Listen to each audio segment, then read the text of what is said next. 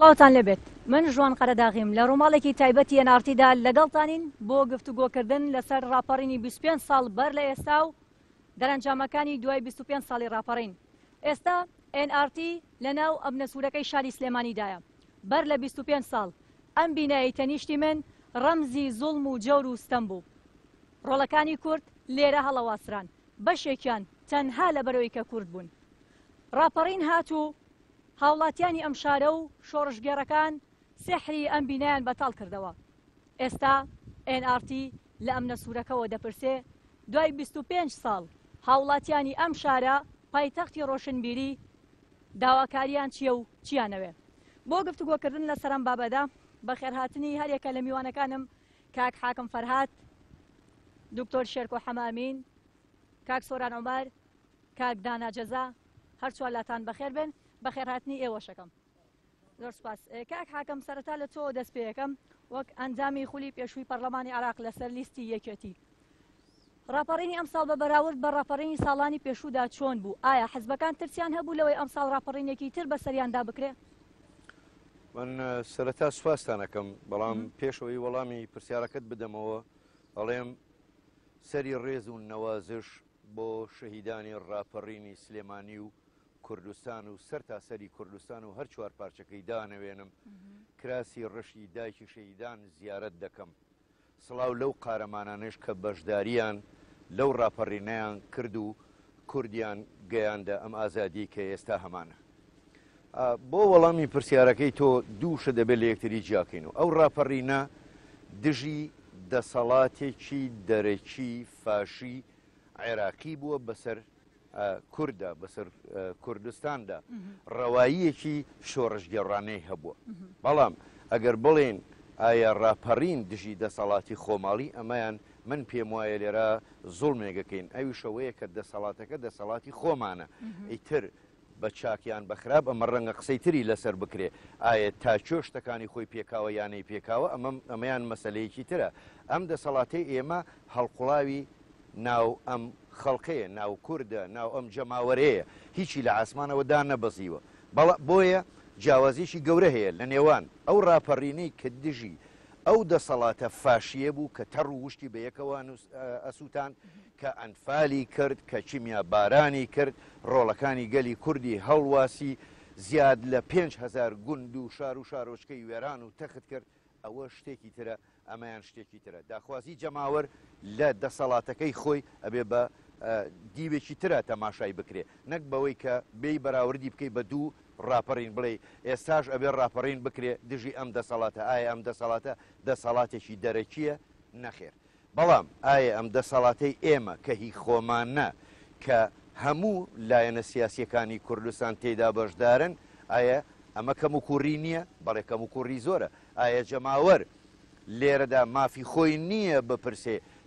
ئێمە داواکاریەکانمان بەچۆ گەیشت؟ بەڵێ مافی خۆیەتی، یعنی لانی کەمی ئەبوایە عەدالەتی کۆمەڵایەتی جێبەجێ بکرایە کە بەداخەوە تا ئێستا جێبەجێ نەکراوە. بەڵام ئەگەر بڵین هەر هیچیش نەکراوە، ئەمەش دیسانەوە زوڵمە لە ڕاپەڕین و لە دەستکەوتەکانی. هەر ئەوەی کە خۆت ئاماژەت پێدا لە ناو ئەم نەسوورەکە ئێمە دانیشتون، لە ناو ئەم دەبابە و تۆپ و تانکانێک کە ڕەمزی دەسەڵاتێکی فاشی بوو بەسەر کووردە، ئەمە بۆ خۆی دەستکەوتێکە. ئەمە ئەگەر بڵین هەموو شتێک کراوە و دنیامان کردوتە شامی شەریف، نەوەڵات وانە. دەست خۆش کاک حاکم. دکتۆر شێرکۆ دێ بەلای تۆ.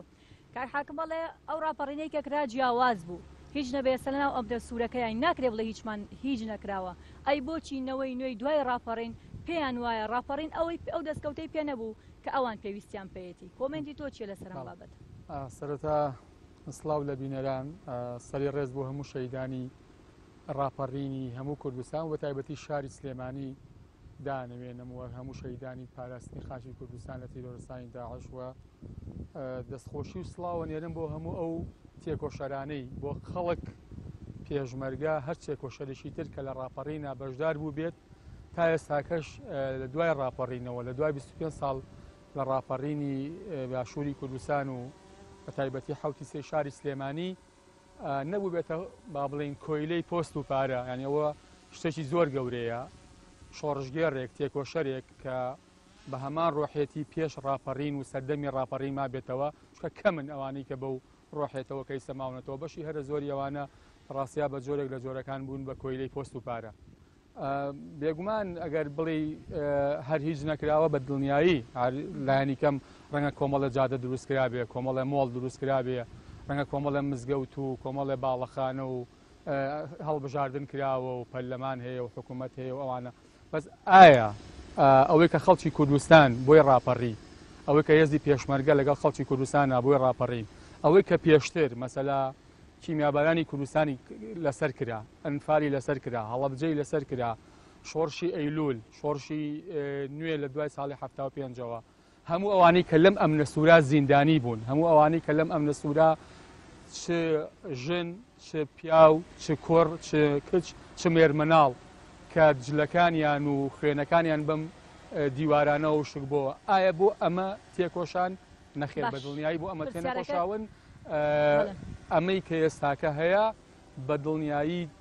تەواو پێچەوانی ئەوەیە کە بۆی تێکۆشانتوانم بڵێم جۆرێک لە بمبوراتەنە ئەمە بڵێم توان بڵێم جۆرێک لە شۆڕژێری ستەمکار ئێستا بەرهەم هاتووە. زۆر باشە کاک سۆران، جەنابەت ئەندامی پارلەمانی و نوێنەرایەتی خەڵکەکەی دکتۆر شێرکۆڵێ ئامانجی ڕاپەڕین نەپێکرا، ئەوەی کە ڕاپەڕینی بۆ کرا بەدی نەهات. تۆ پێ دوایە خەڵک پەشیمان بێ لە ڕاپەڕین؟ بەڵێ بە ناوی خوای بەخشندەی میهرەبان، سڵاو لە شەهیدانی کوردستان لە پێش ڕاپەڕین، لە دوای ڕاپەڕین، لە شەڕی بەرەنگاربوونەوەی تیرۆر، لە هەموو ئەوانەی کە تێکۆشاون لە پێناو بەرهەمهێنانی ئەم دۆخەی ئەمڕۆ، ئەم واقعی ئەمڕۆ. لە ڕاستی ئەوەی کە ئامانجی ڕاپەڕین بوو، توانم بڵێم هەموو شۆڕشەکانی کورد ئامانجیان ڕزگاری خاک و خەڵکی کوردستان بووە لە دەست و لە چنگی ڕژێمە داگیرکاریەکانی عێراق بە بەعس و پێشی بەعس. بەڵام بەداخەوە ئێمە پاش 25 ساڵ لە یادی ئەو ڕاپەڕینە مێژوویەی کە وەرچەرخانێکی گەورە بوو لە مێژووی باشووری کوردستانە، شۆڕشی لە پاش ئەنفال و کیمیایی هێنا بۆ ناو شار، شۆڕژگێڕەکانی لە ئەشکەوت و بنبەردەکانەوە هێنا بۆ سەر کورسی دەسەڵاتێکی مەدەنی لە شارە. ئەو ئامانجانەی کە ڕاپەڕین دەرەنجامی هەموو ئەو خەبات و تێکۆشانانەی ساڵانی ڕابردووی شاخ بوو، بۆ ئەوە بوو کە خەڵکی کوردستان چیتر کەس نەبێ زوڵم و ستەمی لێ بکە، کەس نەبێ مافەکانی داگیر بکە، کەس نەبێ بکەوێتە سەرووی یاسا و ببێ بە مافیا بەسەر میلەتەکەوە.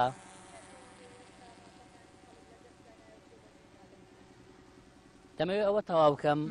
هەموو ئامانجەکانی ڕاپەڕین ئەمە بوو کە دادگەری کۆمەڵایەتی هەبێ، کە یەکسانی هەبێ، کە خۆشگوزەرانی هەبێ. تۆزانی ئێمە کە ئێستا یادی ڕاپەڕینەکەینەوە، دەواازەی ڕاپەڕین بۆی نییە کامێرای ڕاستەوخۆی هیچ کەناڵێ نەقلی کایادەکە. ئەمە یعنی چی؟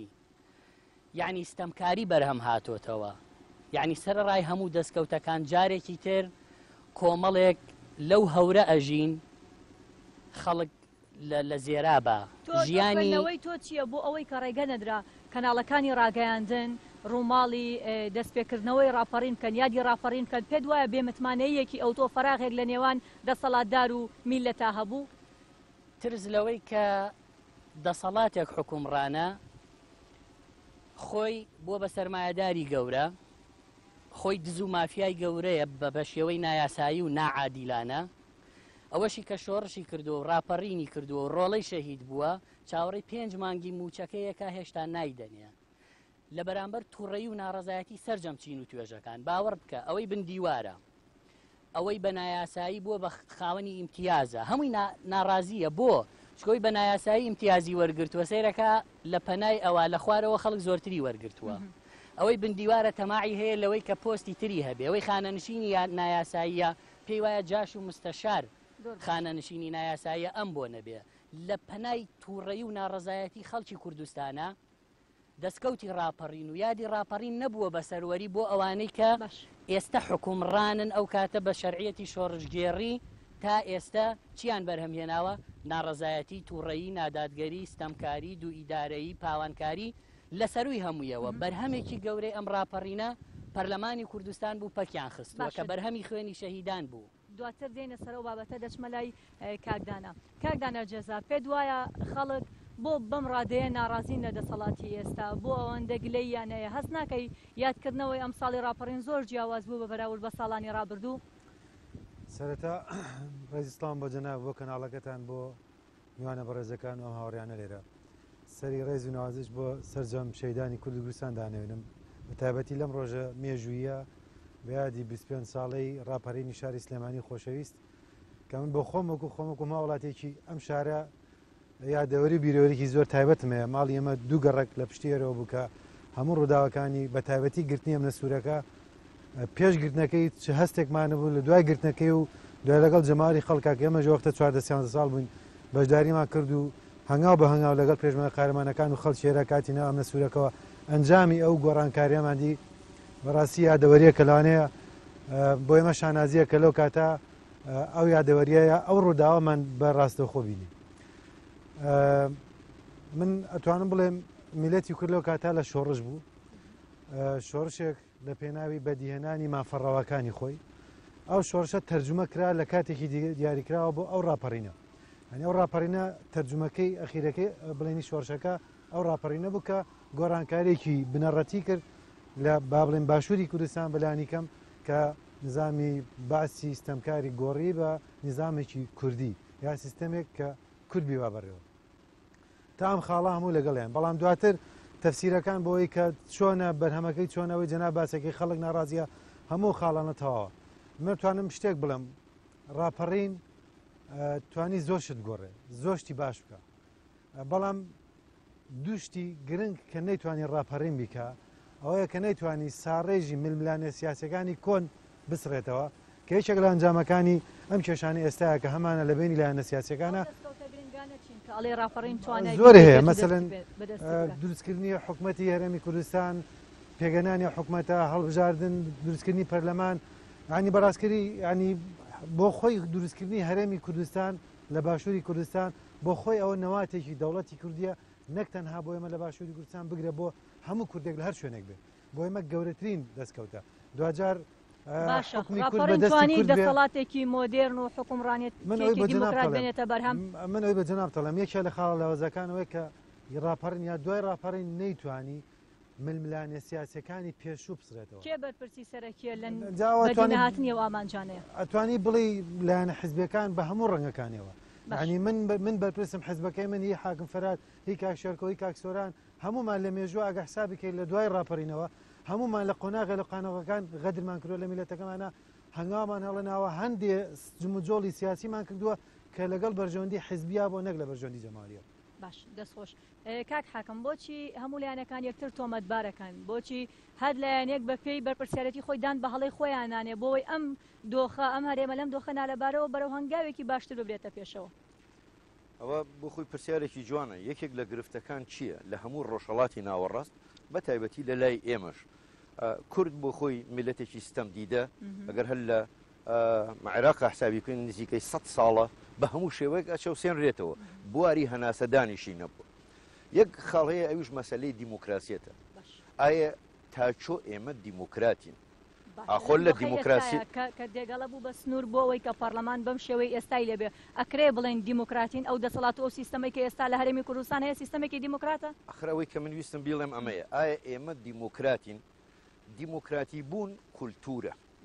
هەر قسە نییە ئێمە هەموو ساعتێتوانین بڵێن دیموکرات دیموکرات دیموکرات پەنجانەوە دیموکراتیش بە حیزب بوو بە خۆشمانەوە بنین بەڵام دیموکراتی بوون کولتورە تۆ ئەبێت لە ماڵی خۆتان دیموکرات بی ئەو جا ئەتوانی لەگەڵ منە دیموکرات بی ئەوەی کە هەیە لە کوردستان بەداخەوە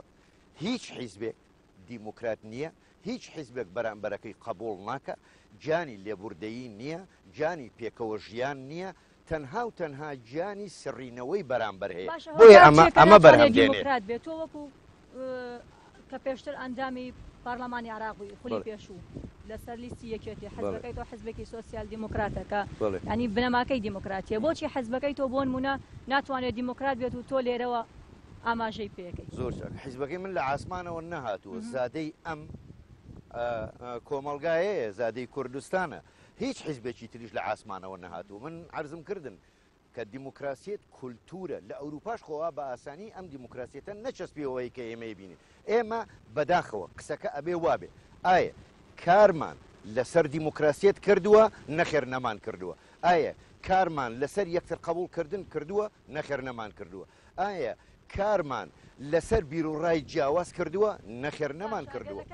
لە حاڵەتێکی وایە ناتوانێت پەیڕە و پرۆگرامی حزبەکەی خۆت جێبەجێەکەی نەتوانی ئەو بنەمایانەی کە حزبەکەی تۆ باوەڕی پێێتی و لەسەری کارەکە جێبەجێ بکەی چاوەڕێی چیەکەی هاوڵاتی چاوەڕێکی لە ئێوە بکە. من پێم وایە غەدرێکی گەورە لە هاوڵاتی یەکرێ وتمان پێشەوە پێویست بوو یعنی لانی کەم عدالەتی کۆمەڵایەتی جێبەجێ بکرایە بە لانی کەمیەوە، دووهەم لانی کەمی دیموکراسیت. خۆ ئێستا هەر سەیرێکی کەناڵ ڕاگەیاندنەکان بکەن، کەناڵ ڕاگەیاندنەکان لەگەڵ ئەو فەری ڕێز و حرمەتم بۆ هەر هەمویان شەوانە زەهرەکەن بە خوڕژی خەڵک. دواتر ئێمە سەر باسی ڕۆڵی میدیا جەناب وەکو میدیای شاخ ئەزمونێکت هەیە لەو بوارەیە دێمە لای دکتۆر شێرکۆ. بزوتنەوەی گۆڕان باوەڕی بە شۆڕش هەبوو نەک ڕاپەڕین، پێیان وا بوو شۆڕشێکی سپی پێویستە بۆ ئەوەی ئەم دۆخە بەرەو چارەسەر ببە. ئەتوانی پێمان بڵێ بناغەی و شۆڕشە سپی ئامانجی و شۆڕشە سپێچیە کە ئێوە قەوڵی بۆیان لە ڕاستیە نازانم لەکوێوە ینی ئەو ئەگەر شۆڕش بۆ معنای ئەوە بێت لەوتاری بەڕێز دکتۆر یوسف محەممەد سەرۆکی پارلەمان باس لەوە کە شۆڕشێکی سپی شۆڕشێکی دیموکراتیانە شۆڕشێک بە ئامانجی بەدیێنانی ئەو دەستکەوتانی کە گەلی کورد لە ڕاپەڕینی لە پێناواکردو نەیتوانی بەدیبێنێ بە گیان یەکتر قبولکردن دوور لە ململانەی زەبری حزبایەتی و سیاسی. زۆر ڕاست. ئێمە زوتنەوەی گۆڕان هەموو کلایەکە زانن لە 25 حوتی 2009 بە لیستێک بەشداری هەڵبژاردنەکانی کرد و دواتریش مۆڵەتی ڕسمی وەرگرتووە. ئەنی پێشتر بە ڕێز ڕێخەری گشتی کۆمەڵێک زنجیری وتاری هەیە بە کتێبێکا کۆکراوەتەوە بە ناوی ئێمە ئەوان ناکۆکەکانمان لەسەر چین لەوێ باسیەوە کە دوای ئەم هەموو ڕەخنانە ئینجا چی کۆمەڵە بەدیل ئایا ئیسلاح لە ناو حیزبەکانە بکرێ، ئایا لە ناو حکوومەت و پەرلەمانە بکرێ، ئایا گۆڕین بابڕین گۆڕانکاری ڕێشەیی بکرێ، بە چه فۆرمە گۆڕانکاری ڕێشەیی بکرێ و ئەگەر باز ینی دوجار هاتینە سەر و قەنەعەتەی کە لە ساڵی 2009 کە ئێمە بە خەباتی پەرلەمانی خەباتی مەدەنی بگرینە بەر ئەوەی کە لیستی بە لیستێک بەژاریکە لە 25 حوتا و 25 کورسیمان هێنا و چوینە کابینە با بڵین پەرلەمانی کوردستانەوە بۆ یەکەم جار ئۆپۆسیۆنێکی پەرلەمانی بە شقڵێکی مۆدێرن لە ناو پەرلەمانی کوردستانە کاری خۆی کردوانە. دواتریش ئەگەر بە ینی ئەوە هەر لە بابنین لە بنەڕەتەوە ئەوە بووە کە ئێمە ئەمانەوێت ئەم وڵاتە بە شقڵێکی مەدەنی دیموکراسی خەباتێکی پەرلەمانی گۆڕانکاری ڕێشەی تا بکرێ لەسەر و هەمویانەوە لە ساودەستکردنی ئاشتیانی دەسەڵات کە تا ئەم لە حزەیە لە کوردستانە بوونین دەسەڵاتەوە بۆ نەتانتوانی لە ڕاستیا ئێمە سەر ئەوە ژاگەر هینیکەم ئەگەر ئەوەی با بڵین بە تعلیقێکی خێرا بدەم لەسەرەوەی کە سەرۆکی پەرلەمان دوێنێ وتوێتی بەڵێ وایە ئێمە بڕوامان وایە کە ئەبێت لە هەرێمی کوردستانە شۆڕشێک بۆ معناسپیەی کە جەناب و باسی کرد دوور لە هەر تۆم و توژیەک، دوور لە هەر بەکارهێنانێکی چەکداری، دوور لە هەر پێک هاڵپژانێک و یەکتر قبوڵ نەکردنێک ئەوەی کە لە ڕاستیە سادەترین شت یاسا سەروەر بێت لە وڵاتە، ینی حکمی یاسا هەبێت. ئەنیسە بۆ نمونە ئەگەر بیبەستینەوە بە چەقی ململانەکانی ئێستای هەرێمی کوردستانەوە لە هەرێمی کوردستانە یاسایەکەیە بە ناوی یاسای ژمارەیەکی ساڵی 2005 یاسای سەرۆکاتی هەرێمی کوردستان. ئەو کاتە نە من پەرلەمانتار بووم نەبزوتنەوەی گۆڕانیش هەبووە. هەردوو مەکتەبی سیاسی پارتی وێشێتی اتفاقیان کردووە و عراق و هەرێمی کوردستانیان دابەش کردووە لە بینی خۆیانە و یاسایەکیان نووسیوە بردووانەتە ناو پەرلەمانی کوردستانە و دەنگیان بۆیاوە لە بینی خۆیانە و بەپێی ئەوە سەرۆکی هەرێمی ئەو کاتەیان دیاری کردووە. ئەوە لە 2013 تەواو بووە کەچی ئیلتیزام بەو یاسایەوە ناکرێت. لە دوای ئەوەی کە 2 ساڵیش درێژ کراوەتەوە هەر ئیلتیزامی کاتە پێ دوایە لەم هەرێمەیە یاسا لەژێر بەدڵ دەسەڵاتە ینی دەسەڵات باڵا دەسترە بەسەر یاسا. بەڵێ نوخبەیەکی زۆر دیاری کراو کە بوون بە شۆڕژگەر ڕیستەمکار کە لە ڕاستیە دەستیان بە کورسی و بەرژەوەندەکانی کورسیەوە گرتووە ئامادەنین دەستبەرداری بن. تۆ بێنە لە بەرچاوی خۆت لە دوای ساڵی 92 تا ئێستاکە چ کابینەکانی حکوومەت، چ وەزیرەکان، چ ترۆپشی دەسەڵات کە کەسی یەکەمی حیزب بێ یاخود سەرۆکی هەرێم بێ یاخود چی بێ هەمووی لە بینی 5 تا 10 کەس ئاسوڕێتەوە. یعنی لەوە تێپەڕی نەکردووانە. و مەکتەبی سیاسی حیزبەکانیش بە تایبەتی ئەو دوو حیزبەی کە با بڵین پارتی وێچێتیان ئەو گۆڕانکاریە جەزریە کامەیە کەتیان ڕوویداوە ئەوانە. بۆیە لە ڕاستیان نوخبەیەک زۆر بە ناشیرینی سیاست و بازرگانیان تێکەڵاو کردووە و ئیسیعدادیان نییە واز لەمە بێنن و ئەمە چەقی ماڵوێرانی خەڵکی هەرێمی کوردستانە. جوان خان لە هەموو دنیا کۆمەڵەیە مەجال هەیە ئەمانە سیادین بۆ نوێ نەوت مەجای فڕۆکەوانی مەجای ئینتەرنێت و مۆبایل و ئەمانە هەتا ئەگەر بڕۆی بۆ دەرمان و هەندێک بابەتی تریشوانە بە تایبەتی ئەوانەی یەکەم ئەمانە حیزب نابێ بزنسی تیا بکە لێرە حیزب ئەشخاصی ناو حیزب گروپی ناو حیزب عائلە هەمووی لەمانە بزنسەکە بۆیە ئەمە دۆخی کوردستانەکە ئەیبینی بەداخەوە ئەو نخبە سیاسیە بازرگانە چاوچنوەکەی کە ساڵانێک ئەم حکومەتیان دۆشی دنیای یاسای خراپیان لەو پەرلەمانە و بە پەرلەمانتەرەکانی بە تایبەتی خولی یەکەم و دووەم ڕەگە ڕێزم بۆ هەمویان دەرکردووە کە هەر هەمووی لە قازانجی خۆیان نایە ئێستاکە ئەمە بەزەیان بۆ حکومەتان نایەتەوە هەمویان لە حکومەتەکەی خۆیان نەخوێنن کە ڕۆژانێک دۆشیویانە هەر بە معنای کەلیمە دۆشیویانە و بۆیە لە ڕاستیە ئەمە ئەبێت بە سەروەری یاسا بە دیموکراسی بە یەکتر قوبوڵکردن بە گۆڕانکاری ڕێشەیی لە هەرێمی کوردستانە دوور لە هەموو تۆموتیژێک بخێتەوە سەر شارڕێی خۆی و لە ڕاستیە ئەوەی کە هەیە یعنی ئەو نخبەیە لێ بەرپرسیارە هیچ کاتێ هەموو حیزبەکان وەکو یەک لێ بەرپرسیار نییە بە دڵنیایی ئەو دوو حیزبەی کە لە دەسەڵاتە بوون بە ئیمتیاز لێ بەرپرسیارن ینی بۆ نمونە ئەگەر بیبەستمەوە بە قسەیەکی پێشووتریشەوە لە ڕاستیە ئێستا ئەمەنە ناعەدالەتیان کردووە ئەوە تا لە یادی ڕاپەڕینە نەک هەر ڕێگای بە کەناڵ نەداوە ڕاستە و خۆبچێتە ناو دەواازی ڕاپەڕینەوە ئەسڵەن ئەوڵوقە درراوە ئەین تۆ نەکبەتی ئەوەیە تۆ ئەو سەروەریە نیشتیمانیە هێزی پێشمەرگەی کوردستان لە باتی لە 5 ئازارە ئاهەنگی جەژنی نیشتیمانی بژێڕێ لە 5 ئازارەوە خراوەتە ئینزار بەرامبەر بە خەڵکی هەرێمی کوردستان. کاک سۆران دکتۆر پەنجەی خستە سەر چەند برینێکی قوڵ کە بەداخەوە تا ئێستا چارەسەر نەکراوە ئەوانەی کە مافی خەڵکن سادەترین خزمەتگوزاریەکانی خەڵکن لە دەستی چەند کەسێکایە بۆچی ئەمە قبول کراوە پێ وایە نەوەیەکی هۆشیار نییە ئێستا پێ وایە کۆمەڵگەیەکی هۆشیار نین هۆکارەکانی چین؟ بەڵێ لە ڕاستیە ئەوەی کاک دکتۆری برام باسی کرد من ناڵێم برینە ئەمە شێرپەنجەیە کە جەستەی ئەم حکومڕانێتی گرتوۆتەوە کە بە هەش کابینەی حکوومەتداری گەیشتوین بە حکومڕانێتیەک هێندە نموزەجێکی ناشیرینە کە بۆ خۆمان ئامادەین بەدەستی خۆمان هەڵی وەشێنینەوە و بینای حکومڕانێتیە بکەین دوای ئەزمموی 25 ساڵ کە پێی دەوترێت شکستی گەورەی حکومڕانێتی کوردی کە سەرکردەکانی شاخ مەکتەب سیاسیەکانی شاخ و بەرپرسە باڵاکانی هەردوو حیزبی حکومڕان پارتی وەکێتی لی بەرپرسن لە شکست پێهێنانی لە خۆ دەوڵەمەندکردنیان لە وێرانکردنی ژیانی خەڵکی کوردستان کە بۆچی بەتەنهایەکێتی و پارتی خۆ حکوومەت بەتەنیا بریتە نیە لەو دوولایەنە حکوومەت بەتەنها و تەنها بریتی بووە لە یەکێتی نیشتیمانی و پارتی دیموکرات بە درێژایی مێژووی هەر هەش کابینەکە سەرۆکی حکوومەت و جونگە هەستیارەکانی حکومڕانێتی بەدەست ئەوانەوەیە ئێستا ئێمە لە حکوومەتان مریشک و تەماتەمان بەدەستەوەیەکە گلەی لە مریشک و تەماتە هەیە بێ یەخەی ئێمە بگرێ لەبەرەوە چی بەدەست ئێمەیە نەوت هێزی چەکدار حکومڕانێتیە کە پیرۆزی پێشمەرگە و ناو سومبولێتیەکەی نەتوانێت یەک بخاتەوە ئێستش یەکەی هەفتاهی یەکێتیە و یەکەی هەشتاهی پارتیە ئێستش بەرگری فریاکەوتنی یەکێتیە و زێرەڤانی هی پارتیە ئێستش حکوومەت ئیفلاسە حیزب دەوڵەمەندە ئێستش دەستگای وەبەرهێنان حیزب هەیەتی حکوومەت موفلیسە با حسابی کەین جوان خانوەرە لە سەرۆکی هەرێمەوە لە سەرۆکی حکوومەت و وەزیرەکان لەم هەشت کابینە موچەکانیان لە یەکەم ڕۆژ وەریان گرتووە هەتا ئەمڕۆ نەیان خواردی بێت دەستیان لێدا هەمویان بۆ هەڵگرین بۆ شانکەی بەهێندا ناکاتە ئەوەی کە ئێستا هەیەە لەکوێیان بوو لە بەرهەمی خوێنی شەهیدان و ڕاپەڕینە لە دزینی داهاتی ژێر پێی ئێمە و سەر خاکەکەمان و داهاتی ئەم وڵاتەیە هەموو کەس باشە زانێ و سەرکردانەی ئێستا کەس نایان بینێ و ژیانێکیان هەیە خۆی و ماڵ و مناڵیان لە ئەمریکاوە هەتا دووبەی خۆشترین ژیانیان هەیە باشترین بزنزیان هەیە کارەساتی گەورەیە تۆ بێی بە نانەڕەقە و بە گولەی ژەنگاوی شۆڕش بکەی بەڵام بێی لە شارە کە حکومڕانێتیت کرد مناڵەکانت لە ئەمریکا ڤێلایان هەبێ ژنەکەت تەیارەی هەبێ و ڤێلای هەبێ بەڵام ژنی شەهید 5 مانگ لەو سەرجادە بوەستێ بۆی شەهیدانەکەی بدرێتێ ئەمە برین نییە ئەمە ئەبێ هەڵوەشێتەوە ئەبێ باشە برین ئاماژەت بەوەیە ئەمە شێرپەنجە چارەسەری نییە ئەوەندە ڕژبینی پێ دوایە ئەمەش چارەسەر ناکرێت ئەگەر چارەسەر هەبێ دوای 25 ساڵ لە حکومڕانی نەوت بفرۆشین نەک نەوت بکڕین ئەگەین بەوەی 5 مانگ موچەی خەڵکمان پێ نەدرێ ئەگەین بەوەی کە ئێستا بازار وەستا بێ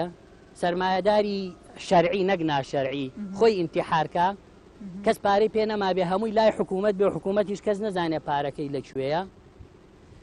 نەوەیەک دروست بووە حەقی نییە ڕاپەڕین چێ کردی و چۆن کردی حەقی نییە ئەم سەرکردانە چۆن شۆڕشیان کرد حەقی ئەوەیە دوای 25 ساڵ بەرهەمی ڕاپەڕین و خەباتی چەکداری ئەم هەموو شۆڕشە بریتی بوو لەوەی خەڵک لەسەر وتنی وشە بگیرێ بڕفێنرێ دەمی بشکێنرێ ڕۆژنامە نووس تیرۆر بکرێ بۆیە بەڕاستی ئەمە تەنها و تەنها شەڕی داعشە وای کردووە خەڵک ئەو بێدەنجەی هەبێ ئەو قبولکردنەی لەم دۆخە هەبێ ئەگەر مووسڵ بگیرێتەوە شەڕی داعش نەمێنێ خەڵک قبول دەکا ئەو دوو حیزبە ئاوا وڵاتە بەرن بەڕێوە و نەوت بە ملیۆن بەرمیل ڕۆژانە بفرۆشن و بژلێن پارە نیە و کەیفی خۆشتانە باش دەستخۆش کاک داناجەزا خوێندنەوەی تۆ لەسەر وتەکانی کاک سۆران چییە کە پرزگەلێکی زۆری وروشان سەبارەت بەو ئەنجامە خراپانەی کە ئێستا بەدی هاتووە بە تایبەت لە سایی دەسەڵاتی حکومڕانی دوو حزبی باڵادەستا کە جەنابەت کادری یەکێکی لە حزبەکان من تعلیق نەهم لەسەر شتەکان لە بەرەوەی ئەمە تەنها بۆ چوونی کاک سۆران نییە باشە بۆ چوونی تۆ چییە؟ نانە من ئەزم بزانانی تەنها بۆ چوونی کاک سۆران نییە و کاک شێرکۆ و کاک حاکم فەرگاد داوانێ بۆ چوونی ئەم بەڕێزان و هەموو کەسیش کە بێەوەکە جۆشمان لێ بگرێت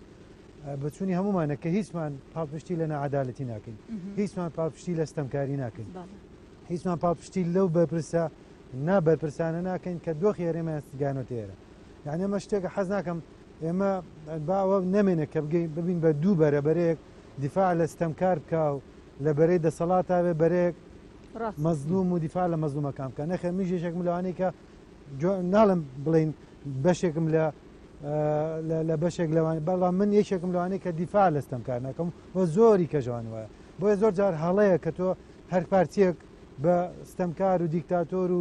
خاوەن بەرژەوەندی بزانی و هەر یەکێتێک بۆ بزانی باقیەکەی هەمویان بە خەڵکی باش و تەندروست و سافزانە خێوانە لەناو هەموو لایەنەکانە خەڵکی خراپ و باشەیە لەناو کۆمەڵاتیاتی لەناو یاگرتواتیاتی لەناو سۆشیالیستاتیاتی لەناو بجوتنەوە گۆڕان و یەکێتی و پارتی و لە هەمویانە خەڵکی باش و خراپ پێت وانە کادرانی وەسەتی حزبەکانیش خۆتان ناڕازینیان ڕخنەتان هەیە لە قیادەژۆ جەنابتەکە ئێمەش خەڵکی وڵاتین خەمخۆری وڵاتین ئێمەش پێمان خۆش وڵاتەکەمان باشتر بێ من زووتر باسم کرێمە کە لێرە قساکەین بە هەمومانێ بە ڕخنە بگرین لە حکوومەت ڕخنە بگرین لە دەسەڵات لە حزبەکانی خۆشمانە بۆیە منەوە گرێمە بە شتێکی کاڵێم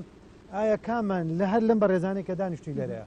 کاممان ڕازین لە ئەدای حزبەکانی خۆمان ئەگە بڵین ئامانە ڕاز ناکەن لە خۆمانە هەمومان لە حزبەکانی خۆشمانە غەدریتیایە گەندەڵیتە خراپیتە خراپەکەرانتە ئەوەش ڕنگانەوەی هەیە لە ناو حکوومەت و دەسەڵاتیشە بۆ ئێوە چاکسازی هەم لە ناو حزبەکە خۆتا بکەیت هەم اینجا بەرزی کەیتەوە بە ناوچکە دوجار ئەوەی کەنیۆنەری تۆگا لە حکوومەتە هەمووی حزبەکەی خۆتە بۆیە وەڵام ئێمە توانین شتێ بکەین عنی باواز بینی لە گیشتگیرکردنی شتەکان با نەڵێن بە حکوومەت هەمووی وایە نەخێ لە حکوومەتیشە خەڵکی باش و خەمخۆریتەیە لە حزبەکانیشە خەڵکی باش و خەمخۆریتەیە بەزەمە ببین جاتیەوەی کە یەکتر سڕینەوە بکەین چاکسازی بکەین لە جاتیەوەی کە ببین بە دوژمنی یەکتری کە ئێستا بەڕاستی خەریکە هەندێکوەتە تونگە زبرە خراپە واکە یەکریزینەوەمان تێک بە درزێکی گەورە لە بینی ئەمە دروست کاکەمە بەڕاستی دوای ساڕشکردنی هێجار قورسە بێ بۆی لێرامێ بێ باسیەوە بکەین کە چی بتوانین بکەین بۆ داهاتوو چی چۆن بتوانین ئەگەر یارمەتی حکوومەتە گەبین یا چاکسازی بکەن یا ڕخنەی لێ بگرین بە هەر شێوەیەک باشەکەین لەسەر ئەوەی ئایا ئەرکی گەنج ئەرکی ڕۆشنبیر چیە بۆی چاکسازی بکرێ بۆی ئایندێ وڵاتە بۆ ئاقارەیە بڕواکە هەمووی خەونی پێوە بینێ خۆزگەی پێخوازێ ئەچمە لای میوانە بەڕێزەکانم ئەگەر هەر پرسیارێکتانە بێ بفەرمون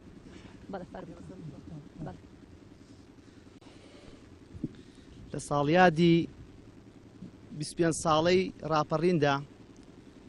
دو 25 ساڵ ڕاپەڕین میلەتی کورد بۆ ئەم ڕۆژەی نەکرد بەڕاستی پرسیارێک لە قیادەی سیاسی کوردەکەم ئەوانەی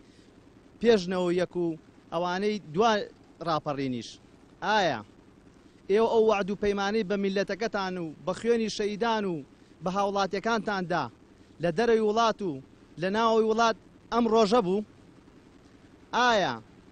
ئەو وعدانەی کە چوونە بەغدا و وتان ئەزمموی ئێرە ئەگوێزینەوە بە بەغا ئەو وعدانەی کە داتان بە میلەتەکەتان دیسان جارێکی تر کوا وعدەکانتان کوا شایستە دارایەکانتان بۆ میلەتەکە بە پارەی لە ساحەڤەی میلەتی ڕەشوڕوت تەسفێ و مەسفای نەوتان هێنایە وڵاتەکەەوە و داتان بە حیزبەکانتان و بەروبوومی بۆ حیزبەکانتان نەخۆن ئێستا ئەبوو غاز و نەوت ئێستا بەس حەقی نەقلی لە خەڵک پسەندرایە هەمووی بە بەلاژ وایە بۆ میلەتە هەتا کەی ئەو میلەتە ئاوا بەم شێوەیە ڕسوا ئەکەن شەژمان موچە لە سەر کورەی ئەرزا هەیە شتیوە موچە نەدرێ بە خەڵک کوا وعدەکانی کە بوتان گوندە ڕخاوەکان و کە سوکاری شەید و ئەنفال کراوەکان ئێمە فۆرم پڕکەنەوە پارەتان لە بەغا بۆ وەرەگرین قەرەبووتانەکەینەوە کوا قەرەبووەکەتان قیادەی کوردی جۆ بگرن هەتا کەی جۆ ناگرن ئێوە وتان ئێمە لە بەغا بۆ خۆمان هەوڵ نادەین بۆ میلەتەکەمان هەوڵەدەین گیرفانی خۆتان پڕ کرد جانتاکانتان پڕ کرد و نارتان بۆ ئەوروپا و خەڵکتان ماڵوێران کرد ئێستا قیادەکانی کورد هەندێک لە قیادەکانی کورد کە لە بەغا کار بەدەست بوون عەمل قەبزیان هەیە لە حکوومەتی بەغا لەسەر چی لەسەرەوەی پارە و پارەی نەوت و داهاتی نەوتی وڵاتیان بۆ خۆیان برد شێوەیە لە شێوەکان بۆ جوابی خەڵک نایەنەوە هەتا کەی میلەت لەوە زیاتر بە دەمیەوە نەماوە ڕۆژانەیە ئێمە وەکو هاوڵاتیەک معاناتمان هەیە لەگەڵ کار و کەسابەتە بۆ دەسانگرتۆ بەسەر پارەی بانقەکانە بۆ نایگەنەوە پارە بۆ پارەی ناجێڕنەوە لە بۆ ناو بانقەکان و خەڵک ببوژێنەوە نیتانە ئەگەر نیتانە وەکو خەڵگەژین ئێوە بێگومان وەکو خەڵک ناژین کە سوکارەکانتان مناڵەکانتان لە قوتابخانەکانە ئێستاش دەوامەکەن ئەوە قوتابی ماڵە فەقیر و کە سوکاری شەید و ئەنفالکرا و هاوڵاتی بەژمەینەتە مناڵەکەی چشەوە نەچۆتەوە بۆ دەوام چێ تەحەمولی مەسئولیاتەکات بۆ نایەنە سەرخەت و بۆ جوابێکی ئەسەحی ئەو خەڵکە نایەنەوە بەشداری ڕاپەڕینت کردووە تۆ بەڵێ من 18 ساڵم کەو کاتە بەشداری ڕاپەڕین بووم و بە موعجزەش گەڕاومەتەوە بە شایەدی ئێستا شایەدی حاڵم هەیە فەرموو من دێمەوە لای میوانەکانم فەرمووتە دانیشە پێم باشە هەر چوارتان پرسیارەکانی ئاڕاستی هەر چوارتان بوو هەرێکەتان بەو بەشەی کە بەرتانەکەوێ بفەرمون وەڵامی بنەوە کاک حاکم سەرەتا فەرموو من سوپاسی و کاکەیەکەم قسەکانی هەمووی ڕاستن بەڵام من دەگەڕێمەوە سەر ئەو خاڵەی کەوتم خۆ ئێمە بەشێکین لە عێراق لە عێراقا ئەسڵەن ئەوەی پێی بوترێ کولتوری دیموکراسی یاخو کولتوری پەرلەمانی یاخو کولتوری بەڕێوەبردن وجودی نەبوو وجودیشی نییە هەتا ئەم کاتێکی لەگەڵا بێ ئەوەی کە سەیرە هەر حیزبێک لەو حیزبانەی کە هەیە بە حیزبە کوردیەکانیشەوە ئەوەی لە دەسەڵات هەیە ئەوەی لە دەرەوەی دەسەڵات هەیە هێشتا تۆ لە دەرەوەی دەسەڵات نییە گەرنتی چییە کە تۆ چیتە دەسەڵات تۆش وەکو دەسەڵات دارەکانت لێ نایە خۆ هیچ حیزبێک لە ئاسمانەوە دان نەباریوە ڕاستەکەم و کوڕیە نەخێر بێم کەلتورە بگۆڕێ کاکە با پێت بڵێم ئەو کللتورە چۆنە گۆڕدرێ ئێمە ئەبێت لە خۆمانەوە دەست پێ بکەین یەکەم جارێز ئەو زمانی ڕخنەی کە هەمانە بەڕاستی ئەو زمانە وا ڕۆیشتووە خەریکە ئەڕوا بەرە و جنێودان و ئەڕوا بەرەوشتی تر ئەجینا خۆ لە ئەوروپاش ڕخنە هەیە ئێمە قسەمان لەسەر ئەوەیە چۆن دیموکرات بین کە چۆن بووی بیرت لەوە کردەوە چۆن دیموکرات بوو من مافی تۆ نەخۆم مافیەکیشکە نەخۆم ئەو جا لێپرسینەوە هەبێ ئەگەر لێپرسینەوە هەبواە دڵنیا بە هیچ بەرپرسێک چ لە بەغدا چ لە کوردستان نەیەتوانی ئەرکەکەی خۆی بەچاشی جێبەجێ بەغداوتان ئەزمموی هەرێمە گوازینەوە بۆ بەغدا من نازانم ئەوە چێ وای وتووە ئەی بین و بۆ بەغدا بەڵام ئەوەی حاڵی بەغدایە ئەگەر پێتان بڵێم ڕەنگە سەرتان سۆر بمێنێ کاکە وەکو ئەوە وایە زۆر بە سەراحەتە گەربیلێم ئەبێ بڵێ مەیمون و عەبا و حشتر و قاپقاپ چونکە ئەوەی کە هەیە لە بەغدا کوردەکەی لێبێنە دەرەوە بەم ئەزمونە ناخۆشەی خۆشمانەوە بە هەموو گلەی و گازەندەکەی خۆشمانەوە ئەوەی پێی بوترێ جانی لێبوردەی یا دیموکراسیەت لە ناو بەغدا و حیزبە سیاسیەکانی عێراقدا بە هیچ جۆرێک وجودی نییە سیاسیەکان و سەرکردەکان و ململانی حیزبیەکان و تایفیەکان هەیە لە بەغدا بەڵام هاوڵاتیان معاشیان هەیە ژیانیان هەیە یعنی لە چاو ئەو ئەزمونەی دوای ئەو هەموو ساڵی حەزبی بەعەز دەسەڵاتدارێتی ئەم وڵاتەی کرد ئێستا زۆر شت بۆ هاوڵاتیان کراوە بۆ هەرێمی کوردستان دوای 25 ساڵ ڕاپەڕین خەڵک چاوەڕێی دەستکەوتی زۆر گەورەتریە کرد بۆچی ناخێر هەموو شتێک نەکراوە لە بەغدا ئەوەی بۆ شارەکانی ئەگەر ئیجازەم بدەیت لە ڕووی خزمەت گوزاریەوە شارەکانی عێراق هەمووی سفرە چەندین ڕاپەڕین لە بەسرە ئەو ناوچانە ڕوویاندا دژین ئەو دەسەڵاتە ئێستا بێ مەعاشیش ڕووی کردوتە ئەوێ ڕاستە جۆرێک لە مەعاشەیە کە ئەیدا بەوان ئەمە ڕاستە بەڵام ئەگەر بڵێ خزمەت گوزاری هەر سفرە لەوێ من ئەمان بۆ قسەیە ناکەم کە دیفاع لە هەرێمی کوردستان و لە سیاست مەداریان هەرێمی کوردستان بکەم نا من بەو شێوەیە قسە ناکەم من دەڵێم هاوڵاتی حەقی خۆیەتی لانی کەمی عەدالەتی کۆمەڵایەتیشمان جێبەجێ نەکردو لەم وڵاتە. وەڵا لە ڕاستیە من دەستخۆشی لێکم و سپاس لێکمەوە من تەمەناکەم خەڵکی هەرێمی کوردستان هەمووی زۆر بە ڕاشکاوانە ڕێی خۆی بە ئازادانە بخاتە ڕوو و هیچ نەبێ ئەبێت هەمومان ئەو ڕۆحی یەکتر قبولکردنەمان تیادا من سڵاسەد لەو ڕۆوە تەیدی کاک حاکم فەرها دەکەم کە پێویستە مەسەلەی یەکتر قبولکردن ببێ بە کولتورێک ڕۆ بچێتە خوارەوە و بەڕاستی ینی نابێتێتی پارتی لەما پێیان خۆش بێکاڵین خەتای ئەو دوانەیە بۆ لەبەرەوەی بە درێژایی 25 ساڵی ڕابردوو ئەو دوانە لە ترۆپچی دەسەڵاتدارێتی و کابینە جیاوازەکانی ئەم وڵاتە بوون یعنی ئەوەی کە هەیە ئەمەی کابینەی هەشت کە من کاتی خۆی ناوم نابوو کابینەی لوتکە فراوان و بنکە تەسک لە ڕاستیە ئەمە بەبوورە کە ئێستا هەندێک لە سیاسیەکان بە کابینەی سەرفراوانی سەرفراوان بەڵێ کە ئێستا ئەوە وازەح ئێستاژێک ئێستا ئەتوانین بڵین بە ئیمتیاز کابینەی پارتیە زای دەنیەکێتیش دەستباری لەگەڵاگرتووە و بەڵام بە دڵنیایی شەریکە لە ئێوە نییە نەخێر مطلقنی ئێمە ڕای ناگەێنن کە ئێوە بەشداری لەم دەسەڵات و حکومەت من لای خۆمەوە کاتی خۆشی دژیەوە بم بەشداری کابینەکە بکەن ئەوی تری شتێکی ترە لە دوای 12 ئۆکتۆبرەوە بە هیچ جۆرە ئێمە لێ بەرپرسنی تەنها لەو فترەکەمەی تیابووین لێ بەرپرسین بارحاڵ ئەوە شتێکی ترە دووسێ شتێ من حەزگەم بە خێرایی بڵێم ینی کۆمەڵە شتی زۆر گرنگ هەیە ئەسڵەن لە دەرەوەی یاسایە لە هەرێمی کوردستانەکە ئەمە یەکێتی و پارتی بەرهەمیانێناوە زۆر بە کورتی پێمان بڵێ سەرۆکاتی هەرێم لە دەرەوەی چاودێری و لە دەرەوەی یاسایە باش ئەمە کێشەی سیستەمە ئەمە کێشەی سیستەم هێز لە دەرەوەی چاودێری و لە دەرەوەی یاسایە ئەنجومەنی ئاسایش دەڵێ دژە تێرۆرەڵێ پێشمەرگە بە فیعلی لە دەرەوەی سیستەمی وەزارەتی پێشمەرگەیەکەیەکی هەفتا وەشتایە پارە کە لە هەمووی مهمترە کە پارەی نەوتە لە دەرەوەی ڕقابە لە دەرەوەی چاودێری ئێستا بە فیعلی جوان خان سێ وەزارەتی دارایی هەیە لە هەرێمی کوردستانە لەبەرەوەی سێ ڕقم حسابی لە بانقی کوردستان هەیە ڕقم حسابیەک بۆ ئەوەی کە پارەی نەوتی بۆری ڕقم حسابیەک بۆ جۆرەکانی تری پارەی نەوت وەکو مشتقات و وەکو نەوتی تانکەروانە ئەو وەزارەتی لای ئێمە بووتەنی قاسەیەک بووە ئەمەندیانیاوە پێی وتوانە ها بڕۆ مانگە ئاوادا بەشیکە ئەوانە بۆیە هێز و پارە کە لە دەرەوەی یاسا بوو کە لە دەرەوەی چاودێری بوو کە لە دەرەوەی پەرلەمان بوو ستەمکاری بەرەمەیەنێ توموتیژی بەرەمەیەنێ قۆرەخکردن بەرەمەیەنێ و ئەوە بەرهەمەیەنێ کە بەرژەوەندیەکان حکومکە نەک یاسا حکومکە و ئەوەی کە ئەو بەڕێزەوتی ڕاستیە ئەوانە بۆچی خەمی مەکتەبی ئێرەیان نییە لەبەرەوەی وەکو خۆی وتی نە مناڵی خۆیان لەو مەکتەبانایە و نەخۆشیان لە مەکتەبانە خوێندوانە کە من ئێستاش نازانم بڕوانامەی سەرۆکی حکومەت و جێگرەکەی چییە و من لێرەوە بەڕوونی ئێڵێم و ئەوانە زۆر نابەرپرسانە ئەو سێ کەسە سەرۆکی حکومەت جێگرەکەی وەزیری پەروەردە زۆر نابەرپرسانە مامەڵە لەگەڵ سلێمانی هەڵەبجە ڕاپەڕین گەرمیان ناکەن و زۆر ناڕازگویانە مامەڵی لەگەڵاکەن و ئەسڵەن بە خەیاڵیانە نایە مناڵی شەهید و پێشمەرگە و ئەنفال ئەجینا هەموو ئەوانەی کە ئێستا مەطلەبی مامۆسایانە بەرزیکەی 6 میلیۆن دلار کۆتایی پێیەکە داهاتینی و موچەیە بەڵام لەبەرەوەی بە خەیاڵیان نانایە و زۆر نامەسئولانە مامەڵاکەن چ ڕۆژە 50 ڕۆژە ئەبینی دەستخۆشتە دێمەولات دکتۆر شێرکۆ کاک سۆران فەرموو گەر بتوانی بە کورتی وەڵامی بەڵێوەڵا دەستخۆشی لێ یەکەم من ومێ دەکەم هەموو تاکێکی کۆمەلگەی کوردی ئاوا ڕاشکاوانە و جەریانە پرسیاری خۆی قسەی خۆی بکە و ئەرکێکی گەورەشەکەوێتە سەر خەڵکی کوردستان چکە هەر تەنها سیاسیەکان بەرپرسیاری یەکەم نین لەم دۆخە دوجار ئەو سیاسیانەی کە شۆڕژگێڕن و بە شەرعەتی شۆڕژگێڕی 25 ساڵە حکومڕانیەکی ناشرینی ئەم وڵاتەکەن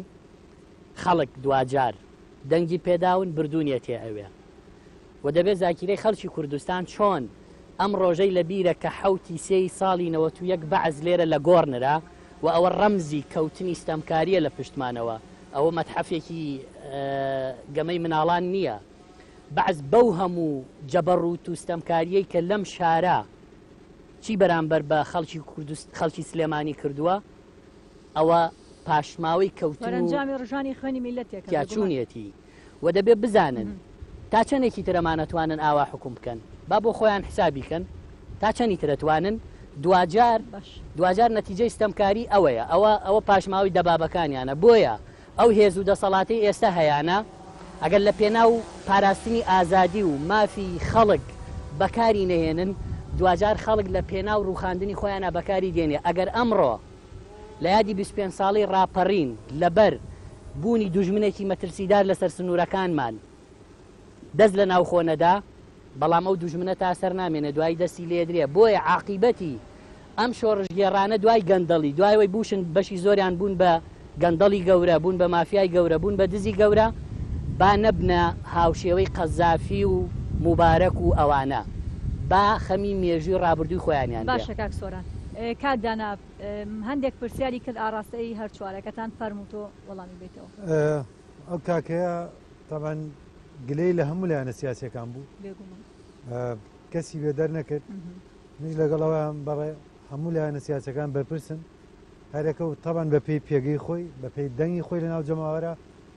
ئەوەی کە زۆرترین وەکو کاکسۆران جەناوی باسی کرد هەر ئەو جەماوەرەیە کە خەڵکی خسۆ دەسەر کورسەکە معنای ئەوەی کە زۆرترین جەماوەری دەنگی بۆ ئێستا زۆرترین پۆست و پلێ هەیە بەڵام بەکارهێنانی پۆست و پلەکە تا سادێک سەرکەوتو بووە ئەوە گرفتەکە لە ئابێ لەوا بکۆڵینەوە من دوێنێ لە بەرنامەی تەلەڤیزیۆنەکان شتێکم بیست ینی کەسێک ڕخنەیەکی گەر لە حکومت وتی من ڕخنە لە هەموو بە تایبەتی و باسی پارتی و چێتی کرد کە ڕخنەیان لێگرم سەکردەکانیان هەمان سەکردەکانی پێشمەرگایەتی و زمانی کۆنا باشە خۆگەسەیەکی جەنابە ئێستا کام سەکردە لە کام حزب سەکردەکانیانی کۆنی هەموم حزبانی ئێستا هەموو سەکردەکانیان هەرە و کەسانان یێوسان کەواتە ئەمە هەموو لایەنەکان هەم لە سەرەتایەوە تا ژێرەوەی بە عینە سیستەم هاتووە بەڵام بە جیاوازی ئایدۆلۆژیا ئەویان ئایدۆلۆژیایەکی ئیسلامی هەیە ئەمیان دیموکراسی هەیە ئەمیان نەتەوەی ئەتر بە پێەوەی کە خۆی بانگەشتوەکە بەڵام دوجار هەمومان هەڵخڵاوی ئەم کۆمەلگاین هەمومان بەپرسین لە چاکردنی ئەم کۆمەلگایە بۆ من لێرە دووبارەیڵێم ئێمە کە لێرە قساکەین هەر چەندێک بیهێن و بیبێن بەڵام دوجار بە پرسیارەتی گەورە لە ئەستۆی ئێمە شەوکو وڵاتی وەکو کادری حزب لە بەرامبەر بە پرسەکانمان لە ناو حزبەکانی خۆشمانە وینجا بۆ حکومەتیش دەست خۆش فەرمونون یادی ڕاپەڕین پیرۆزەکەم لە هەموو گەلی کوردێ پرسیارەکەم بۆ بەڕێز کاک دکتۆر شێرکۆ ئەمەوێ بزانم جەنابیان ئۆپۆزیسیۆنن یان لەگەڵ دەسەڵاتن یعنی دەسەڵاتن یان ئۆپۆزیسیۆنن ئەگەر دەسەڵاتن ئەگەر دەسەڵاتن بۆ هەموو لایەنە باشەکان بۆ خۆیان قۆرخەکەن و خراپەکانیان بەسەر دەسەڵاتە وەگەر ئۆپۆزیسیۆنیشن بۆ لە دوای دەرکردنی وەزیرەکانیان و ناردنەوەی سەرۆکی پەرلەمانی لە کار دوورخراوە یعنی هەموو مەرجەکانیان ئەوەیە وەزیرەکانیان بگەڕێتەوە ناو حکومەت سەرۆکی پەرلەمان بگەڕێتەوە شوێنی خۆی بگەڕێنەوە ناو دەسەڵات ئەگەر ئەوە لە دەسەڵات بێزارن بۆ شەڕەکەن وەزیرەکانی بچێتەوە ناو حکومەت و بەشداری حکومەت کرد و قوتابخانەکانیش کە فەرمووی خوێندن دواکەوتووە و مناڵەکانمان لە خوێندن دواکەوتون یعنی هەمووی پێم وابێت تاوانی ئەوانە باوەڕ ناکەم تاوانی دەسەڵاتی تیابێ چونکە ئەوان بوونە سەبەبی کە مامۆستاکانمان بگرن مامۆستا لە خوێندن دوور بکەوێتەوە مامۆستا نەچێتە ناو خۆڵەکانی خوێندن وەکو بینیمان لە هەولێر یەک لەحزە خوێندن دوا نەکەوتووە بەس سلێمانیە و شاری سلێمانیە یعنی خوێندنی دواکەوتووە منداڵەکانی لە خوێندن دواکەوتووە هیچ کەسێکی تر نییە یعنی مامۆستاکانی پارتی وێشێتی ئامادەن دەوام بکەن و دەرسیش ئەڵێنەوە و ئەوانەی کە لەگەڵ ئەم بەڕێزانان و بە قسەی ئەمان هەڵەستن و دانیشن خوێندنیان تەرک کردو جان پرسیاری ترت هەیە هەر ئەو نەبوو یعنی ئەمە بزانم ئۆپۆزیسیۆنیان لەگەڵ دەسەڵاتە سپاس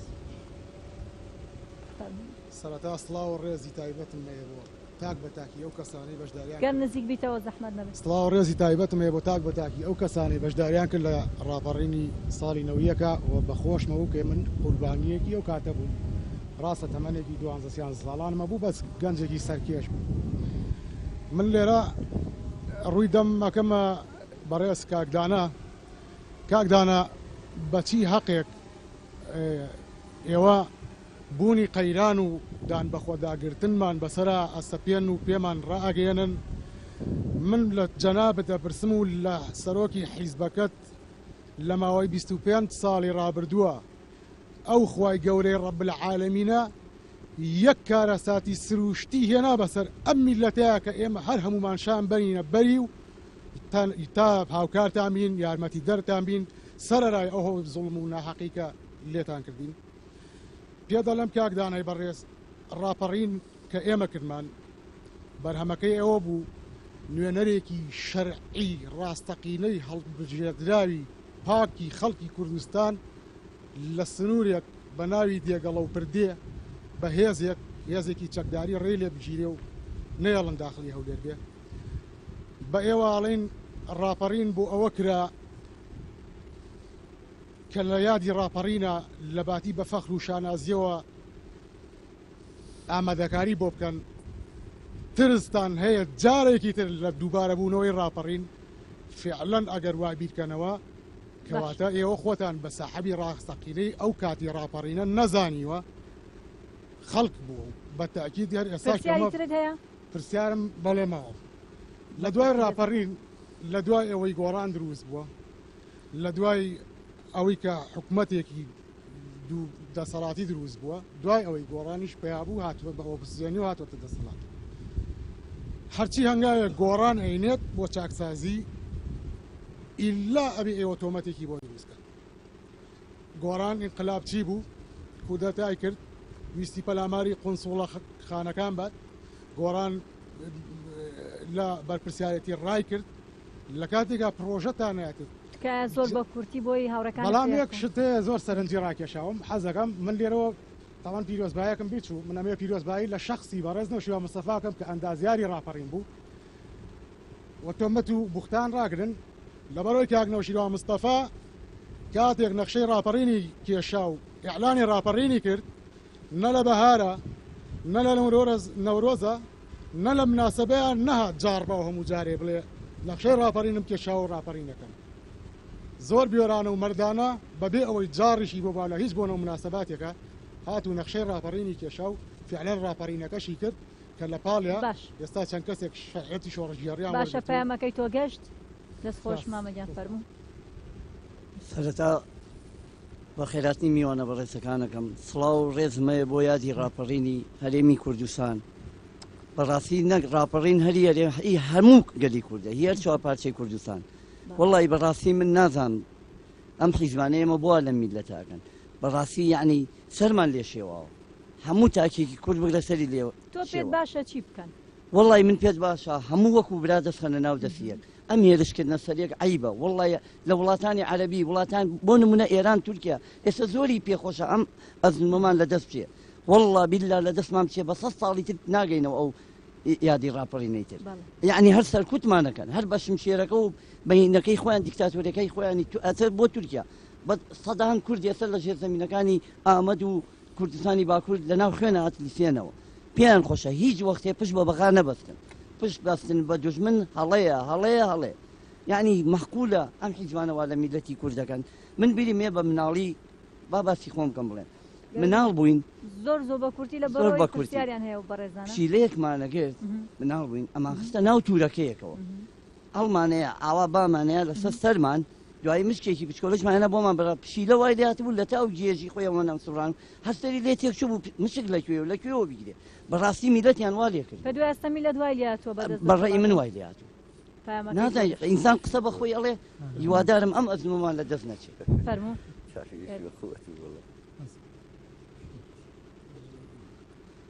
ڕێز بێ بۆ کەسوکاری شەیدان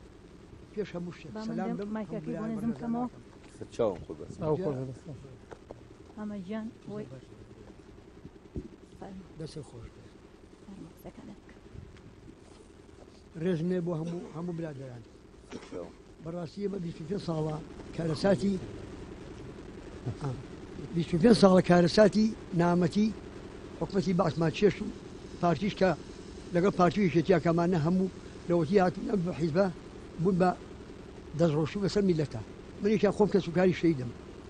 وەڕێزیش مێ بۆ کەسوکاری شەید بۆیە کەسوکاری شەید پێش هەموو کەسەکەم یەکیان کە خۆم نەک یەکێتیش بم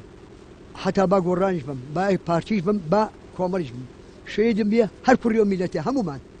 کوڕی و میلەتە شەیدی بەڵام مهمەیە بەرپرس و مەسوولەکانمان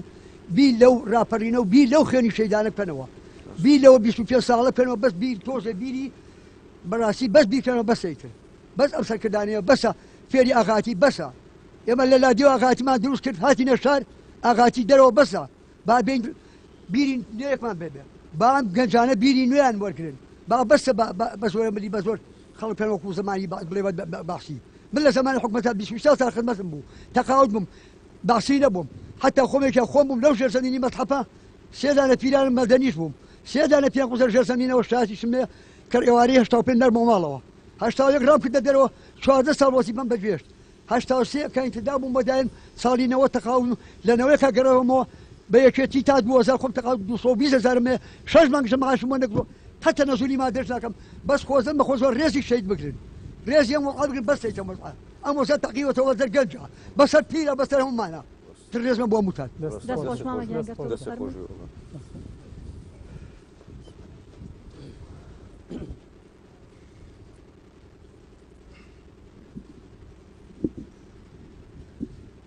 ڕام پێشەکەی بە خێراتنە چوارانەکەم پیرۆزبایش لە کەس ناکەم چون کاسێ نەبووەتەی میلات ڕاپەڕین بۆتەی حیزبەکان بەتایبەت بەڵام من پرسیارمێ بە پرسیار هەمیانەکەم ئەگەر بە زوو ژێ بڕێنەوە بۆ ئەو دوو بەڕێزە وە حەز ناکەن لەسەر ئەم دەسەڵاتی ئێوە ئەوانی کە دوێنێ خۆشیان ئەمڕۆ شار خۆشەژین جاچ و مستەشارەکان دووەمیان کاکدانە تۆم زۆر خۆشەوێت زۆر جوازام ڕازگۆیت معجیبتم پێت لەبەرەوەی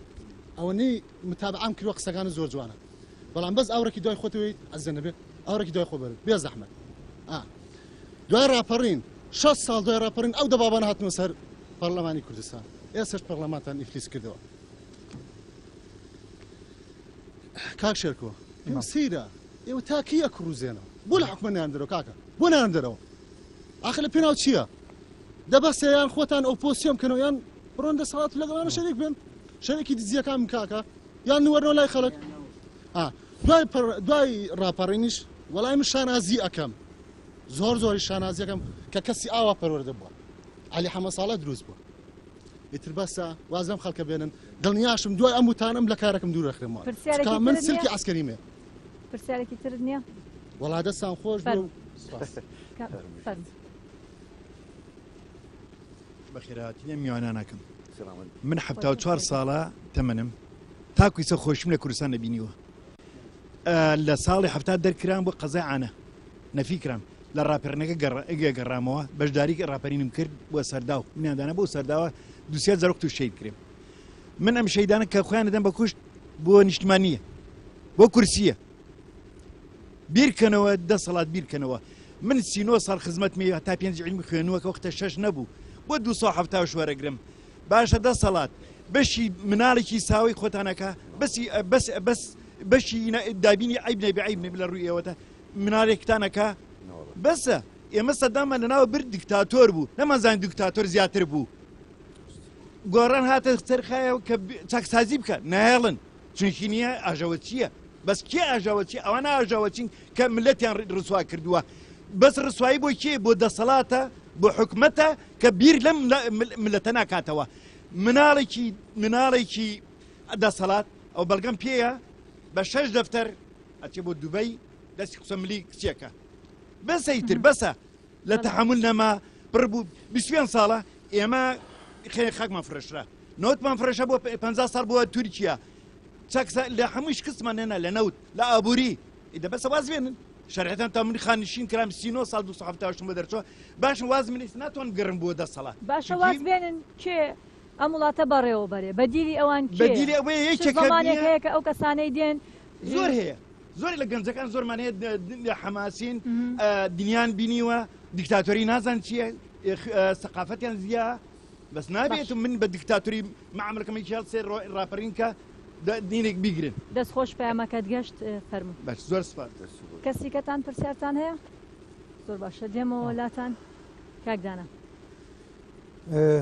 زۆر سپاس وەڵامی ئەو کاکەیەمەوە کەم جار پرسیارێکی کرد ناوی خۆی نەوە داوا لێبوون دەکەم نازانم بەڵام کاکە تاها بەڵێ نان ئەوەی کاکە کارزان ئەنی هەندێک ڕوودا هەیە بازەکرێ ئەمە زۆر باس کراوە ئەنیسا من حەزاکەم لێرە دووبارە ڕووداوانە باسکەمەوە سەرۆکی پەرلەمان بۆ گەڕایەوە وەزیرەکان ڕۆشنەوە و ینی ئەمە ئەم دەرهاویشتەی هەندێک شتێکە من دووبارە سێبارە بڵمە بەڕاستی ینی ڕاپەڕین زۆر شتی کرد بەڵام مێشێک لە شتانە کە نەیتوانی بیکە با بڵێن مێژووی تاڵی ململانی سیاسی کۆنی نەیتوانی بسرێتەوە تا ئەسامە ئەوەش هەر دەرهاویشتەوەیە ئەوەش دەرهاویشتەوەیە کە دووبارە بارەگا سووتان و هەڵکتانە سەر بارەگا و کاکە من شتێک لە جەنابێ بپرسم من لەگەڵەوانیم کە سەرۆکی پەرلەمانی و پێشەکردنی دیموکراسیەت بکرێ و وەزیر بنێتەوە کەسمان لەگەڵێوانی بەڵام من لەگەڵەوە شانیم کاکە تۆ کادرێکی نەکبەت لە بارەگایەکە بچیتە سەری کادرێک چی بکە کاکەی من لە تۆ فەقیرترە موچەی وەرنەگرتووە کادرێک لە بارەگایەکە چیە تۆزیتە سەری بەردی تێگری سووتێنی ئەی کوژی کاکە ئەوەش هەڵەیە یعنی هەڵا بە هەڵە چارەسەر ناکرێت هەمووی ئەڵێ هەڵەیە شتانە هەم دەستپێکردنەکەی هەم کۆتایەکەی هەڵەیە مەسەلەی ئەو سەکردانەی کە جەنابێسا بەشان باڵێ هەڵەیت حەقی خۆت و خۆشتەوێ هەموو کەسی سەکردێکی خۆی خۆشوێ بەڵام هەرو سەکردانە بوون کە دوێنێ پێرێ حاکمی وڵاتە بوون کاکە ئەو سەکردانێکە سا بزوتنەوەی گۆڕان و کۆمەڵ ویلانەکانی کە و پارتیوکێتیوە بنبەرەوە هەرو سەکردارم کە دوێنێ پێرە حاکم بوون ێستا جیابوونەتەوە معنای ئەوە نییە هەموو شتێک بسڕێتەوە ینی بەڕاستی بێمە واقعبین بین ئەبێ سێری خاڵەکان کە نوەکو خۆی هەیە ینی هەمومان بە پرسیارەتیمانەیە ئەمە کە ئێستا دروست بووە لە شەو ڕۆژێکا دروست نەبوو ئەگەر خراپ و ئەگەر باش بێ ئەوانەی کە هەن دەستیان هەبوو لە باشێکە شۆڕژگەر بوون قارەمان بوون بەڵام لە خراپەکانیشە بە تاکید پشکی خۆیان بەرەکە و ناتوان خۆیان لە بە پرسیارەتی مێژوو بسڕنەوە بە تاکید ئێوە گەنجنەوە هەزەشتان باشە پرسیاری ئەوە یەکەدی بە چه حەقی ڕێگە بە خۆتانێن کە داوا لەمان کەندان بە خۆیان نابگرن من داوایەوە نەکردو بەڵام ئەوە میلەت خۆی ئەبێ بزانێ تاکەیدان بە خۆیان گرێت لەسەر چیدان بە خۆیان بگرێت ئەمە میلەت خۆی با بڵێن داهاتووی استراتیژی خۆی بزانێت لەکوێ توانێت بگە ڕوانکاری بکە یان ئێمە فەرق لە بینی دوشتی زۆر گرنگ بکەین لە بینی ڕاپەڕین یا لە بینی چاکسازی ئێمە ئێستا ڕاپەڕین وتم تەواو بوو شۆڕش بوو بە ڕاپەڕین تاوا گۆڕانکاری دروست بوو تو ێستا ناتوانێت ڕاپەڕین بکەی بەسەر میلەتەکەی خۆتە چکە ینی بۆ لەبەر خاڵێکی زۆر بەسیت پارتیوێکێتی کە ئێستا هەموو ئەو دوو پارتە بە سەبەبکار یەکەم و خیانەتکار و بەم شتە خراپەیە زانن ئەوانیش خاوەنی جەماوەرن ئەوانیش جەماوەری خۆیان هەیە قاعدەی جەماوەری خۆیان هەیە تۆ ناتوانێت ڕاپەڕین بەرامبەر جەماوەر ناکرێت بەڵام تۆ توانی داوای چاکسازیان لێ بکەیت داوای باشترینکردنی گوزەران لێ بکەیت داوای ئەو هەڵانە استراتیژیانەی کە هیان بە تاکید زۆریان هەیە توانن چاکەن لە تەنیش دەوەشەوە لە خاڵە باشەکانیانە بڵێن باشیان کردووە منەمە یە خاڵی کەشمە ئەو پرسیاری دەمەکرەوە کاکەیە مەسلەی خراپکردنی یەکتری وەمانە من ئەڵێم ئەم شتە ئەنی دەرهاویشتە هەردوو سەرەکە ئەمە بەداخەوە بڵێم ئەنی کاک شێرکە و کاکسۆرە نابێ عەزم لە قسەم بەداخەوە زیاتری لەم کۆتاییە ئەو برادرانی بزوتنەوەی گۆڕان و برادرانی کۆمەڵ بوون کە هەر دەستگایەک یان هەر شوێنێک پشگیری لە بڕیارێکی سەرۆگیا لەمانەوەی سەرۆگیا برارەکانی بکردا تر بە دادگا و مەجلیسی شورا هەشتێک وایە یەکسەر بە خیانەتکار چونکە خۆیان نەزانی ئێمە نابێت دەستگایانەوە سیرکەین نابێت ئەو شتانە بۆ نەوە سیرکەین ئەوەی کاکەتەها پرسیاری چی کرد بەنی جوابی بەمەوە باسی هاتنە سەر دەبابەی کرد کە ئەمەش زۆر جار جوابی ئەمە شەوراتەوە یعنی منەڵام دووبارە مێژووی یان سیاسەتی یەکسەر سەرینەوە وای کرد کە ئەو لە ئێرانەوە خەڵک بێنە بەتە سەر ئەو لایەنە حزبی و ئەوش دێەوە دەبابە بێنێتە سەرەوە هەمووی غەڵەتە هەمووی هەڵەیە بە تاکید هەڵەیە هیچی کەس شانازی پێوە ناکە بەڵێ وەڵام من ئەم یادی ڕاپەڕینەی ئەم ساڵ بە دوای چارەکە سەدەیەک لە حکومڕانی شکست خواردووی ناشرینی شۆڕژگێرەکانی ڕابردوو کاتی ئەوەیە دوای چارەکە سەدەیەک لە حکمی شکست خواردوو لە بەردەم دوو ئەگەراین یان پاشەکشەیەکی گەورە بۆ گەڕانەوە بۆ ستەمکاری کە گەر ستەمکاری عەرەبیمان قبول نەکرد بێ بە ڕاپەڕین لە ناومان بردبێ ستەمکاری کوردی دەبێت دوو جار قبول نەکەین باش ئێستا بەداخەوە هەرێمی کوردستان پاشەکشەی پێکراوە دیموکراسیە جگە لە دروشمێک و درۆیەک هیچی تر نییە ئازادی تا ئەو کاتەیە کە ڕووی لە دەسەڵات نییە و بێدەسەڵاتی مەترسی لەسەر ژیانت دروستە بێ ژیان بۆ خەڵک دوای 6 مانگ موچەی ڕەوای خۆی پێنادەن بەڵام ژیان ئەوانەی کە ژیانی خەڵکیان وێران کردووە باشتر بووە و بەڵکو بازرگانیش لەگەڵ دوژمنەکەن ئەو دەبابەیە کە باس کرا کاک تەها باسی کرد دەبابەی دوژمنەکانی ئەم میلەتە ئێستا لە باشیک و لە وڵاتە هەر هەن داگیرکاری هەر حزوری هەیە بەڵام لە پێناوی مانەوەی خۆیان باوەڕیان بەوە هەیە کە ئەمە مێژوویەکی هەڵێ و نابێت دووبارە بێتەوە دووبارە بۆتەوە ئێستا سوپای تورکچیەکە لە باشی قسیەکە لە بامەڕنی کاتم کەمە باکاتی دکتۆر شێرکۆبین دوای ئەمانەیەتر مەزاری قسەیتر نامێنێت تەنها دوا کۆمنتان ئەگەر فریا بکەم چونکە کاتم 2 دقیقە کاتم ماوە وەڵام من لە ڕاستیان من پەرلەمانتارم ینی پەرلەمانتار هەرگیز نابێ وەکو وەزیر قسە بکات و ئەوانە ئەیشی من چاودێریکردنە ڕەخنەگرتنە یاسا دەرکردنە لێپرسینەوەی لە حکوومەت و ئەوی تری من ئەگەر حکومت باشەیە خراپە با وەزیرەکانمان بچن قسە بکەن وانە و من لێشێکم لەوانەی کە زۆرترین ڕەخنەم لەسەر هەموو وەزیر هەیە لە هەرێمی کوردستانە. ئێستا لە ناو هەرێمی کوردستانە کەسێک کە ئەبێ بە وەزیر بەداخەوە قسەکردن ڕەخنەگرتن احتیجاجکردن بە ئەرچی خۆی نازانێ هەمیشە بە ئەرچی پەرلەمانتار و ئەوانەیە زانێ کە ئێماڵێن ئەبێت دۆخەکە بچێتەوە 12 ئۆکتۆبەر ئەوە نەبێ پێش 12 ئۆکتۆبەر زۆر جوان بوو ئێوەتانێ بچێتەوە 12 ئۆکتۆبەر ئێستا ئێوە ئۆپۆزیسیۆنیان بم بەخشە ئێمە ئێستاکە من پەرلەمانتارم پەرلەمانتار قسە ئەکا چاودێریەکە ڕەخناگرێ یاداشتە نووسێ حکومت بانکا بۆ لە پرسینەوە هەموومان هەرچی پەرلەمانتارە و نەبێت دۆخی پێش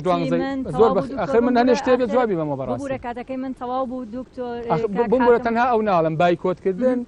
حکوومەتی هەرێمی کوردستان بە ئیمتیاز لێی مەسئولە بەڕاستی حکوومەتی هەرێمی کوردستان ئێستا بێ موچە بە بەیانی داوا من ئەکرێتەوە من لە ناخی خۆمە تەمەنا ناکەم بەیانی زووترنیە دەگای هەموو مەکتەبەکان کرێتەوە و لە ڕاستیدا مەسەلەی سووتانی بارەگاش کاکدانا ئەتوانێ و بەڕێزانە بچن لە ئاسایش بپرسن پیانەڵەشی سووتانی وڵا من جوان خان یەکش دەڵێم من 100% لەگەڵ گلەیی و گازەندەی هەموو کۆمەڵانی خەڵکی کوردستانە مافی خۆیانە بە هەموو مافەکانی خۆیان بگەن بەڵام یەک خاڵەمێنێ هیچ کەسێک بەتەنیا یا هیچ لایەنێکی سیاسی ناتوانێت بڵێ من جوانم و لایەنەکانی کە زۆر ناشرین و زۆر خراپن ئەگەر جوانین هەمومان جوانین ئەگەر خراپیشین هەمومان چونکە ئەم قوڕە هەرم تۆزەی لێ هەڵسێ. زۆر سپاس کاک حاکم فەرهاد سپاس دکتۆر شێرکۆ حەمامین مامۆستا سۆران. حاڵ و بەشداری ڕاپەڕینەکانی سلێمانی بە تایبەتی حوتی سێل لە ساڵەکە بووم کۆمەڵە ژنی کارایتیا بۆ کاتە هەقوای هەر ناوەکانیان بوو بێگومان کاتێککە باسی بابەتاکەین و گرنگی پێین زۆر سپاس مامۆستا سۆران کاکدانا جەزا میوانە بەڕێزەکانم هەموو لایەکتان بەخێر بێن سپاس بۆ ئامادەبوونتان. زۆر سپاس بەڕێزان ئەمە ڕۆماڵێکی تایبەتی کەناڵیان ئارتی بوو سەبارەت بە ڕاپەڕینی شاری سلێمانی زۆر سپاس.